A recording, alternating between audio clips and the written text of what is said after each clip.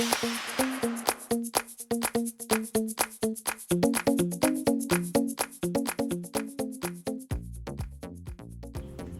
how you guys doing? I know at first in this video you guys might be cheering on with me, and then by the end of the video, some of you guys are gonna be highly upset with me. Watch, you'll see. Now, there seems to be a very popular topic going around stating that the Europeans are not human. So I have undisputed proof that the Europeans are not human. Okay. There's a young fella going around asking his followers to go ahead and contact this one European lady, Laurel something, I can't remember her full name, or Laurie, or something along the lines like that, so he can have a debate with her whether or not the Europeans are human. That debate is pointless. First of all, what would it do? Second of all, you're trying to get the attention of a European person. They're not human. Why are you wasting your time trying to have a discussion? Why are you trying to converse with them? But let me stick on the issue here. So suppose we wake up tomorrow and find out the Europeans are not human. What happens? Do you think that they're going to give back all the ill-gotten gains? Some of their privileges? You think they're going to give it to us? What happens? You see, these are the questions you guys don't ask. What happens? That's a wasted conversation. All that's going to do really is just propel that young fellow into the forefront of leadership for some of you guys, because you can believe that somehow he accomplished something. No, all it's going to do is give him more notoriety, more popularity. But still, our condition remains the same. See, these are things you guys don't think. That's what I'm talking about. We don't have the foresight. Some of us don't have the foresight. So, since we're going to stick on this team here with the Europeans being not human, well, I don't know if some of you guys are aware of this, but some of you guys in the Caribbean and in America and in Europe should know that, well, if the Europeans aren't human, and according to this article and many other articles I've stumbled across, well, don't you realize that some of us are mixed with European DNA? Uh-oh. Uh-oh. See, you didn't think about that part. Yeah, it's been documented that many Africans were raped by their enslavers. The males too, but of course I'm referring to the females, because the females are the ones that carry the babies, obviously.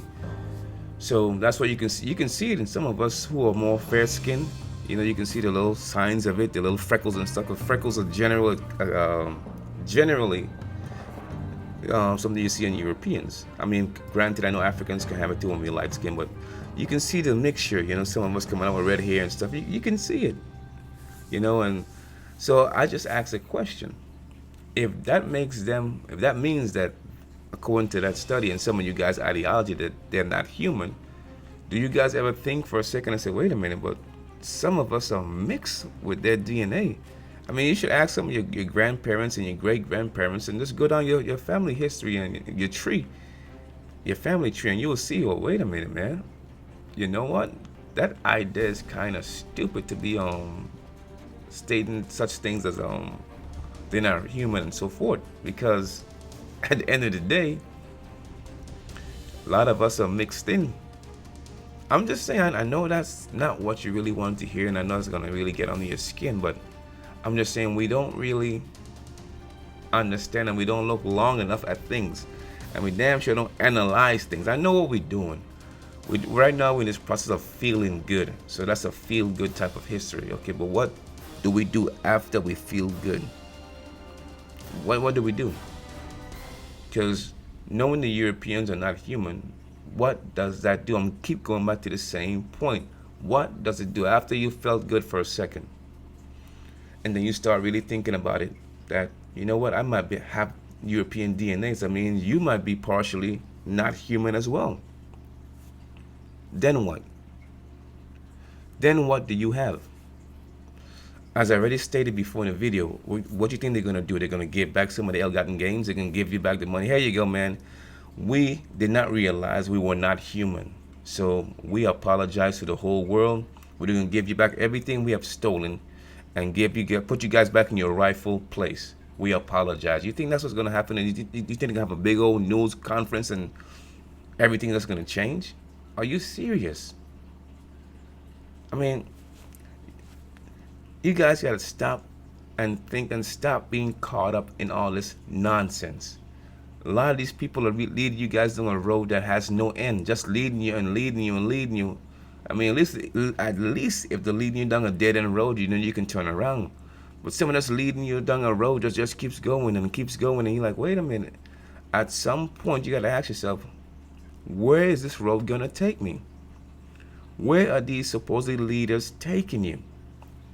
I know where it's taking them, to the forefront of leadership, and with that comes a lot of notoriety, you know, and money. Let's be honest. It comes down to money as well because they're not doing it for free. They're doing it to get money, whether it be YouTube clicks or whatever the case is, or book deals or whatever. But it's for money. So that leaves them empowered with money. But what do you have? More empty rhetoric that you cannot use. It's just ideas.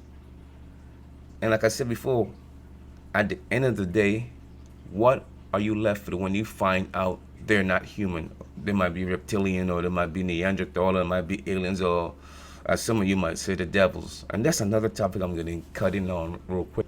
Okay, I'm going to read some of the articles that you've been seeing in the background for the past couple minutes. Okay, I'm going to read some of this article out. You can check it out for yourself. The link is in the description box. You can do what you want to do. And you don't have to just stop with this article. You can read any article. You can do your own research on the topic, which I encourage you to do that. All right, let's go. All right, the article. How slavery changed the DNA of African Americans. Widespread sexual exploitation before the Civil War strongly influenced genetic makeup of essentially all African Americans alive today. Hear it again now, of essentially all African Americans alive today. All right, our genetic makeup is a result of historical events that influence the patterns of migration and mating among our ancestors are reflected in our DNA, in our genetic relationships with each other, and our genetic risk for diseases. This means that to understand how gene affects our biology, geneticists often find it important to tease out how historical drivers of demographic change shaped present-day genetics. You were still with me, right? Okay. Now let's go down here. Let's skip ahead. You can read the article on your own. I have it in the description box. You know me. Okay, so now, how this turbulent history shaped the genes of African Americans has been unclear because, until recently, most genetic studies have focused either on population of different geological regions around the world or on Americans with European ancestry. Fortunately, African Americans are now being included in these studies on a larger scale, and several long-term studies have collected genetic data on thousands of African Americans, representing all areas of the country. In a recent published study, a team of researchers at McGill University in Montreal turned to this data to take a broad look at the genetic history of African Americans. African Americans with higher fraction of European ancestry who often have lighter skin had better social opportunities and were thrust into better positions migrated to northern and western states, which is true. That's a fact. The researchers focused on nearly 4,000 African Americans who participated in two important studies, both sponsored by the National Institutions of Health, and the Health and Retirement Study consists of older volunteers sampled from urban and rural areas across the United States, while the Southern Community Cohort Study focused on African Americans in the South, particularly areas that have a disproportionately higher burden of disease. Together, these two studies were among the largest source of genetic data on African Americans. Importantly, they represent a geologically broad sample of African American population, which is crucial for outlining the patterns of genetic history. Remember I tell you now, they keep studying. While we focusing on all kind of stuff out there that make no sense, they keep studying and focusing on stuff that makes sense, to tell you the truth. The researchers first looked at what fraction of African Americans' genetic ancestry could be tracked back to Africa. Not surprisingly, the data shows that most African Americans, the majority of their DNA comes from African ancestors. That's funny for some of you saying, I know African, man, I know African. Yeah, keep telling yourself that. Eventually you might believe it. The result also shows that essentially all African Americans have some European ancestry as well. Isn't that funny? Be careful. All right. The genetic mix of African and European DNA, however, follows a striking geographical trend. African Americans living in southern states have more African DNA, 83%, than those living in areas of the country, 80%. Sorry, other areas of the country, 80%. Conversely, African Americans outside the South have a larger fraction of European DNA, even within the South. This trend holds. Interesting. Blacks in Florida and South Carolina have more African DNA than those living in Kentucky and Virginia. So those of you in South Carolina and Florida, interesting. It goes on to read, one explanation for this geographical bias could be that interracial marriages have been less frequent in the southern states, but this explanation appears to be wrong. The McGill researchers found that most of the European DNA among blacks today probably entered the African American gene pool long before the Civil War. So the Civil War was back in the 1800s, so that means it had to be around in the 1700s. Interesting. When the vast majority of the blacks in the United States were slaves, well, I would say enslaved, living in the South, the genetic patterns observed by the researchers suggest that for at least a century before the Civil War, which I was correct, there was ongoing admixture between blacks and whites. After slavery ended, this interracial mixing dropped off steeply. So what really they're trying to tell you? That all African Americans have European DNA. You can trace it all the way back from before the Civil War. So you might want to be kind of careful when you're saying that they are not human, because this article clearly says that if they're not human and they're Neanderthals and everything else, well, you know what? The implications of these findings wouldn't surprise anyone. Widespread sexual exploitation of enslaved people before the Civil War strongly influenced the genetic makeup of essentially all African Americans alive today, which is true, African Americans. But this poses a puzzle. If African Americans can trace most of their European ancestry to an era when America's black population was overwhelmingly confined to the South, why is it that African Americans now living outside of the South have more European DNA?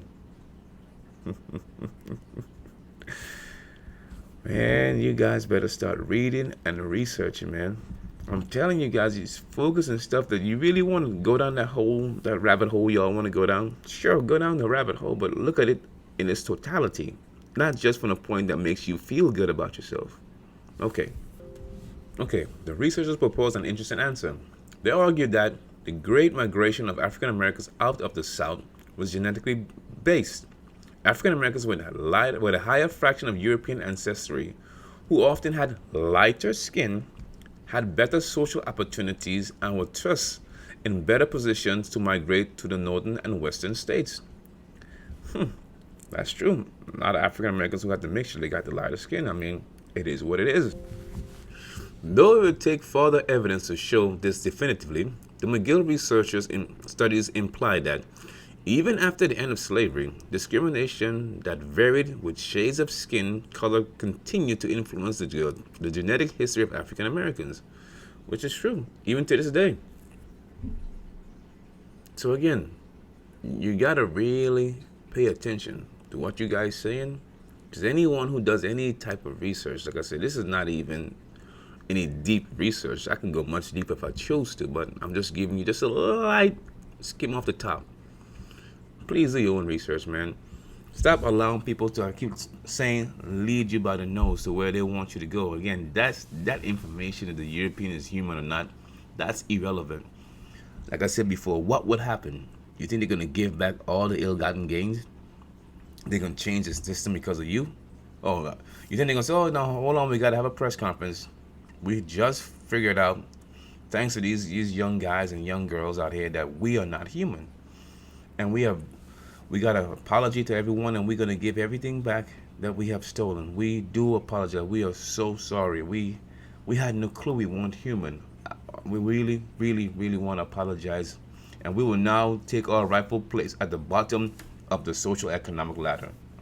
And we're going to go ahead and elevate you African Americans and Africans worldwide to the top of the social economic ladder. You think that's what's going to happen? You got another thing coming if you believe so. Like I said, read the article. It's there. Do what you feel like doing. But at the end of the day, like I said, you're wasting time. What I choose to talk about as part of the solution is reparations. You need to have a serious case for reparations because we're not going to close that gap. Okay? That gap is too big. Hard work alone and going to school and getting a good job, that's not going to close the gap. That's a fact. In fact, many times when we come out of school, we're going to work for the same institutions, that had a hand in that actual in the slave trade long, long, long, long time ago. I mean, you can do your research and find that out for yourself, but when you come out to work for somebody, all you're doing is actually empowering them to make even more money. Yeah, you'll make money in the process, but you're going to make a fraction of what you're really generating. Okay, so then what you're doing is really facilitating the status quo. All right?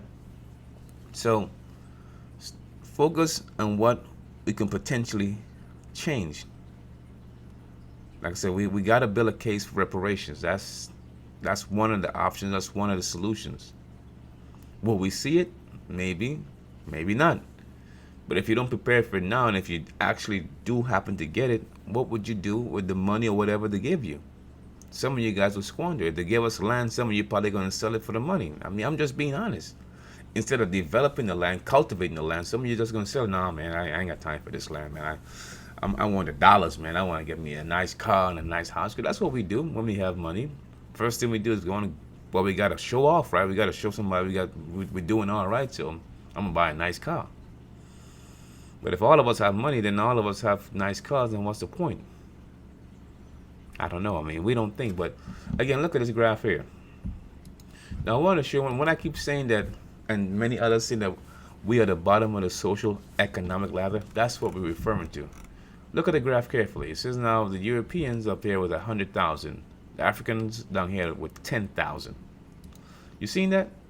10,000 at the highest we had according to this chart was $19,200. Okay. Now you look at the other chart over here now.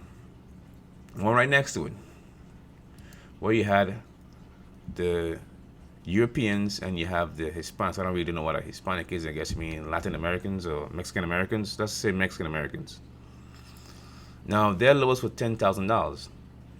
The highest was $23,600. So they done passed us. Now look at their lowest, $13,700. So they still passed us. You see what I'm saying? We are officially at the bottom. And let's not be fooled. The Asians are higher than the Europeans. They're not in the chart. I just want to show you this chart right here. Again, the links are in the description box. I provide the information. They were just pretty much comparing these three groups: Europeans, Africans, and Mexican Americans. Okay? Now you understand. Now you come down further down the chart now.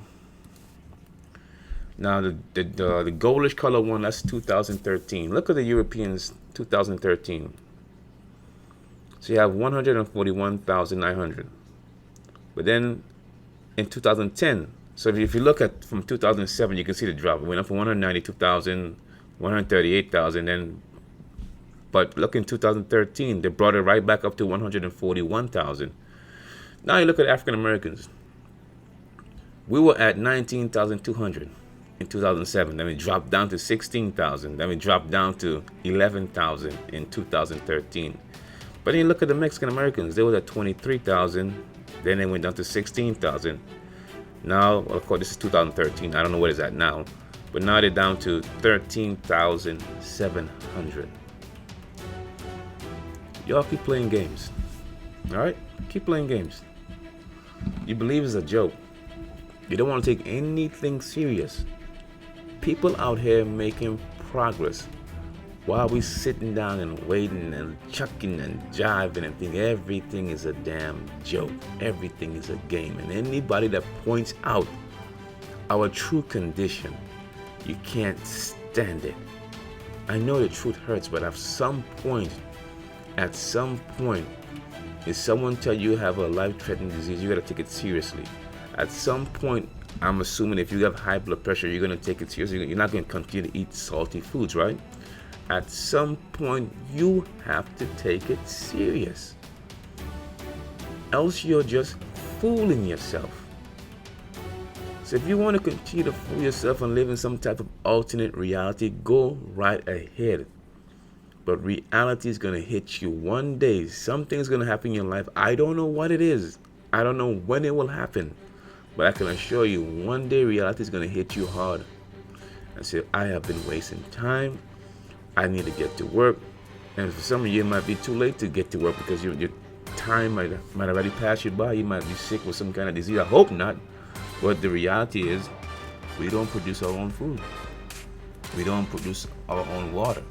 We depend on people to provide those stuff for us. So you see what happening. We see what's happening in Flint, right? You can't drink with the water. You can't even bathe with the water. You see, we have not prepared. And we're still not preparing. So I asked the question again before, and I'll ask it again. What will we do if they cut off all of the services to us? What will we do? You don't want to answer that question. You see, we look kind of stupid saying Black Power family, and all that stuff, down with the European. But when we still have to turn around and have to, it's not even if we want to, we have to get everything we need from the European, even our toilet paper. We can't even wipe our butts without buying the toilet paper they provide. How y'all want to talk about nation building, man? How y'all really want to talk about getting out of this condition we're in when you guys are not even serious about really doing any work? All you really want to do is talk about all kinds of nonsense, but don't really want to look at the real stuff that we got to do. We're going to need farmers. That's a fact. We're going to need people who can work the land. How many of us even know how to make a raised bed? Crickets, right? Very few. How many seamstresses we have? How many tailorers we have? Nobody want to raise their hand. I see, when I was in college, everybody was going to college for business administration. Okay, well, if somebody don't appoint you with a position, what do you have? Well, I have a degree in business administration. I got an MBA. Okay, but what do you have if they don't validate you with a job? We don't think, do we? We just so quick want to fit into the established scheme of things, to be a cog in the machine. Well, as you know, all cogs wear out. And with the advent of technology, as it's doing today, where automation is fastly becoming something we have to be concerned about, because there is no industry that's safe from it. In my other video, I'll link the video to that. My other video I did on my other channel, when I talked about automation. Listen, brothers and sisters, we got a lot of work to do, man. African people worldwide, we have a lot of work to do. We don't have time to sit around and play these games. I'm pleading with you guys, man. We gotta get serious, man. Stop being distracted. And everything, that's on a side note, everything I use in my videos is for a reason. These images I use up there, these are not placeholders, okay? They tell a story. We gotta get back to the point where we hear the drums and we understand what the drums are saying. We gotta get to the point where we stop having to break everything down in order for people to understand what's going on. Remember, we are on the internet. You gotta use your brain, man. Okay? Be smart. Focus on what we gotta focus on, man. Let's get serious. The time for distractions are over. When you're on the bottom like we are, we don't have time to be distracted. We have to get to work. All the other stuff we're focusing on, the aliens, the Illuminati, gray people, shapeshifters, lizard men, Anunnakis, different bloodlines, the Boule. I mean, realistically, like I said before, those are things you cannot change. You're wasting your time. You're wasting your time. By the time most of us figure out what's going on, they already changed the script because it's their script to change. You don't even ask the question, who told you the information? How did it get out? Ask the question, how did it get out? But I digress. You guys, it's been great. Thanks for listening. Thanks for watching. Until next time, take it easy. I'm out.